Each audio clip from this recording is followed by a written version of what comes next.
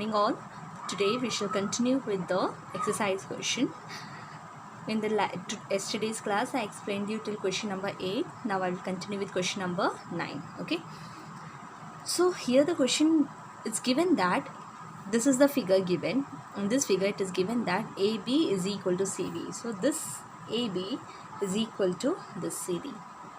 And CE is equal to BF. That is what is that? CE. This is CE. Okay. CE is equal to BF. This one. And angle ACE is equal to angle DBF. Angle ACE, this is equal to angle DBF. So the two triangles are given to you and these all are given. So you have to prove that triangle ACE, this triangle is congruent to this triangle. Okay. And AE is equal to DF. AE is equal to DF. So first we have to prove that these two triangles are congruent. तो इधर देखते ही क्या पता चल रहा है, देखो एक तो साइड है, ये वाला एंगल हो गया. अब दो ट्रायंगल है इस तरीके से, एक एंगल है ये है एंगल BDF और ये है ट्रायंगल ACE. तो इन दोनों ट्रायंगल को हमने कॉन्ग्रुएंट प्रूव करना है. तो एक तो बात ये है कि ये एंगल और ये एंगल सेम हो गया और ये CE is equal to BF हो गया. अगर हम ये प्रूव कर दें कि AC और BD अगर सेम हो गए तो हम ऐसे इस कॉन्ग्रुएंस लगा सकते हैं, है ना. हमें बस ये प्रूव करना है. अब देखो, लेकिन हमें क्या बताया गया है कि AB यहाँ से यहाँ तक AB is equal to CD. ठीक है, यहाँ एक पॉइंट है CD लगा लो. ठीक है, और यहाँ पे एक पॉइंट है AB. तो AB और CD इक्वल हैं. तो हम क्या कर सकते हैं यहाँ पे, what we can do is adding BC to both the side. ये दिया है AB equal to CD is given to us. Okay, तो दोनों में BC ऐड कर दो. सो अगर मैं AB के साथ यहाँ पे BC ऐड कर लूँ और यहाँ पे CD के साथ BC ऐड कर लूँ, ओके, तो that is equal. So plus BC equal quantities को हम ऐड कर रहे हैं. तो AB plus BC will be equal to BC plus CD. दोनों साइड में हमने ऐड कर दिया. तो AB प्लस BC क्या हो जाएगा, AB प्लस BC क्या हो जाएगा AC, और BC प्लस CD क्या हो जाएगा BD. Okay, so this will be equal to AB plus BC will be equal to AC, BC plus CD will be equal to BD. अब triangle देख लो, ट्राइंगल में क्या क्या प्रूव हो गया. AC इक्वल टू BD हमने prove कर दिया है. ठीक है, AC और BD प्रूव है, ये गिवन है और ये भी गिवन है. CE is equal to BF. All are given. AC equal to BD we have proved it. CE equal to BF is given. Angle ACE is equal to angle DBF, that is also given.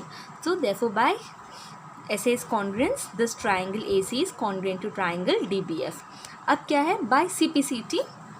अब CPCT मतलब corresponding parts of congruent triangle. अगर ये दोनों congruent हैं तो definitely सारे जो sides हैं वो इक्वल होंगे. तो अगर ये इससे इक्वल है, ये इससे इक्वल है, तो AE क्या है, AE will be equal to what, AE will be equal to DE. Okay, so this is what we have to prove. अब क्वेश्चन नंबर 10 क्या दिया है कि AB is equal to AC. ये दे दिया हमको, AB is equal to AC दे दिया है. और ये दिया है कि D जो है मिड पॉइंट ऑफ BC. अगर D मिड पॉइंट है तो इसका मतलब क्या है, ये जो है BD will be equal to DC. Okay, therefore BD will be equal to DC. अब प्रूव हमने करना क्या है, ये वाला triangle is congruent to this triangle. This triangle is congruent to this triangle, ये हमने प्रूव करना है. अब यहाँ से देखो, पहले तो और क्या प्रूव करना है, D is a bisector of angle A and AD is perpendicular to BC.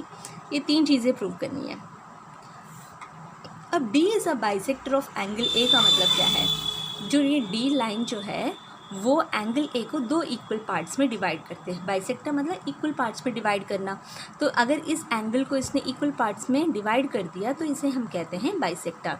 तो इसका मतलब हमने ये प्रूव करना है कि ये वाला angle is equal to this angle. ठीक है, तो फर्स्ट प्रूव हम करते हैं कि ये दोनों ट्राइंगल कॉन्ग्रुएंट हैं कि नहीं. अब क्या दिया है, ये दोनों ट्राइंगल हैं, ये हो गया हमारा ABD, ये हमारा बी डी है और ये हमारा है ए डी सी, ठीक है, ए डी सी। तो दोनों में पहले तो ये दे दिया है ए बी इक्वल टू ए सी, ये भी दे दिया है। और एक और चीज़ क्या है, डी मिड पॉइंट है, इसका मतलब B D will be equal to D C, ये भी हमें पता है। एक और क्या है, दोनों में ए डी है, यहाँ भी ए डी है, यहाँ भी ए डी है, दोनों कॉमन हो गया, तो by S S S congruence ये दोनों ट्रायंगल कॉन्ग्रुएंट हो गए, ठीक है। और ये दोनों ट्रायंगल कॉन्ग्रुएंट हो गए तो इसका मतलब क्या है, बाय करस्पॉन्डिंग पार्ट्स सारे ये वाला angle, this angle will be equal to this angle, तो इसका मतलब क्या है, angle A D A B equal to angle D A C. इसका मतलब क्या हो गया, ये दोनों जो है डी ने इक्वल पार्ट्स में डिवाइड किया है, therefore angle D is a bisector of angle A. अब देखो D A D is perpendicular to B C, A D perpendicular to B C, perpendicular का वो क्या होता है, 90 डिग्री होना चाहिए, ये वाला और ये वाला 90 डिग्री होना चाहिए, राइट। तो ये कॉन्ग्रुएंट है, इसका मतलब ये दोनों तो सेम है, ये वाला angle will be equal to this angle.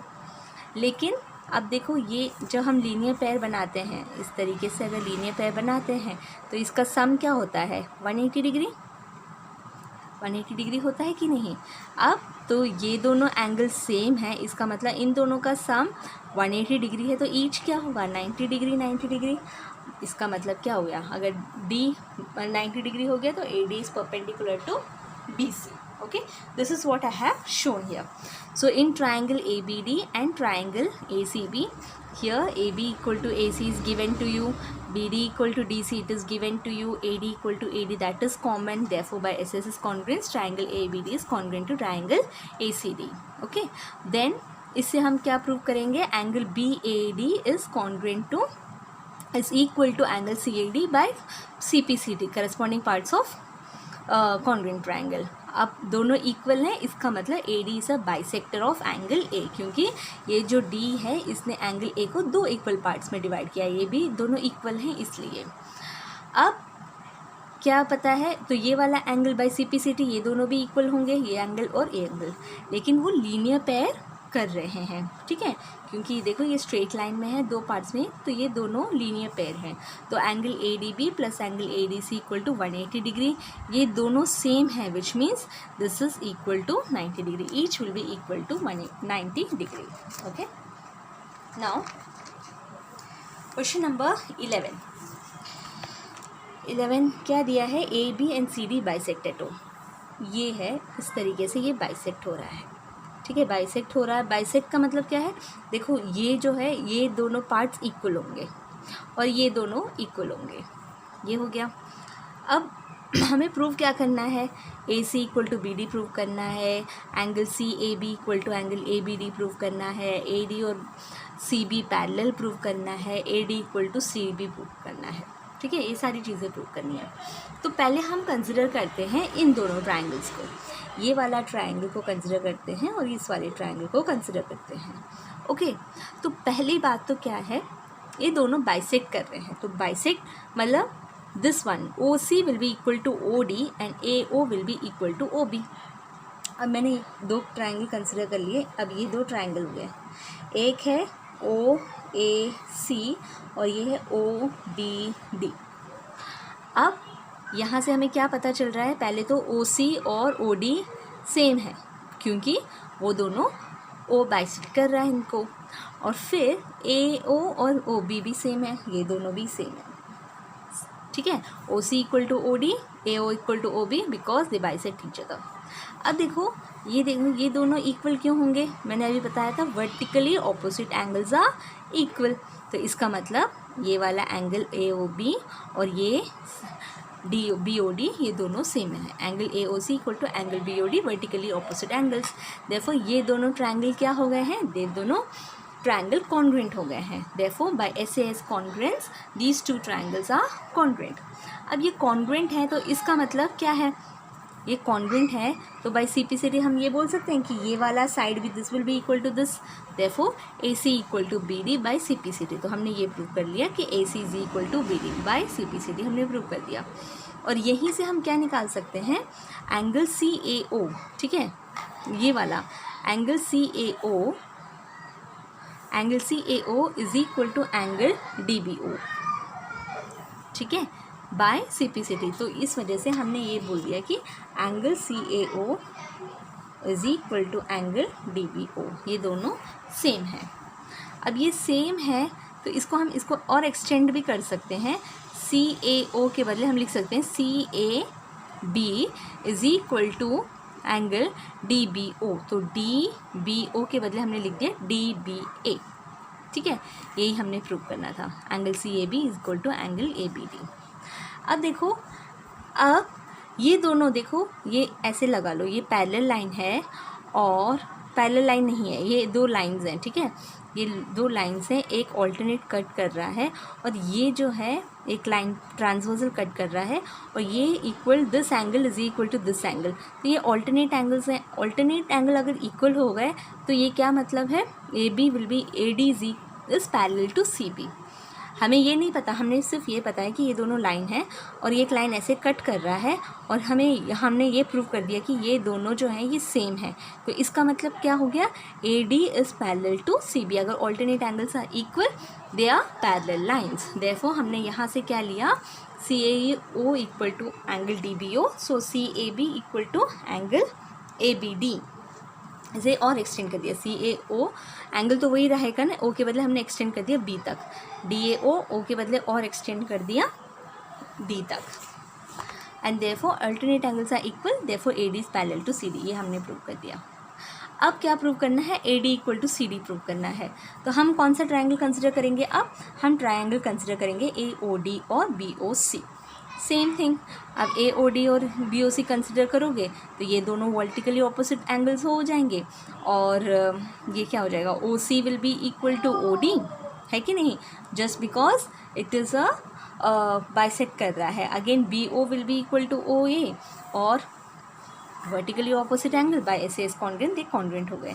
और ये दोनों ट्रायंगल कॉन्ग्रुएंट हो गए, इसका मतलब सारे पार्ट्स भी सेम हो जाएंगे, therefore AD will be equal to BC। Okay, next is last question of this exercise, question number 12। आपको ये फिगर दे दिया है, इस फिगर से हमने y और इसकी वैल्यूज़ निकालनी है। यहाँ से क्या पता चल रहा है कि AB और ये दो ट्रायंगल्स हैं, एक ट्रायंगल ABD है और एक ट्रायंगल BCD है।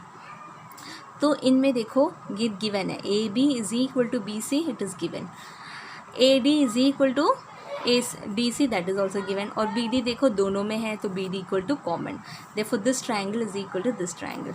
तो एंगल्स भी सेम होंगे, which means y plus 5 is equal to 46 degree. By CPCT हम प्रूव कर रहे हैं, y plus y equal to 46 और y is equal to 46 minus 1 41 degree. And again angle ADB equal to angle BDC, ये this angle will be equal to again by CPCT। यहाँ से हमने क्या निकाला, 35 degree equal to 2x plus 5 और x is equal to 15 degree. Okay, so this exercise I have completed. I hope you have understood all these questions. Complete these questions in your notebook. Thank you.